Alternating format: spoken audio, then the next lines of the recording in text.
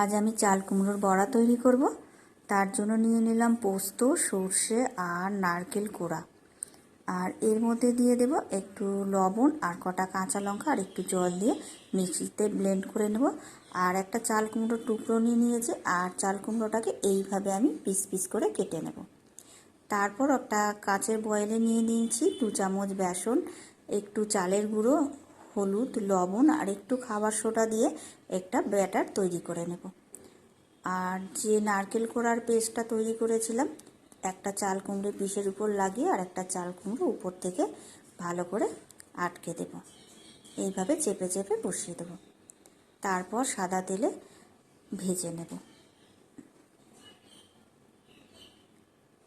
এটা ডাল দিয়ে ভাজাটা খেতে খুব ভালো লাগবে। আমার ভাজা হয়ে গেছে লাল লাল করে, এবার তুলে নেব। তারপর গরম গরম পরিবেশন।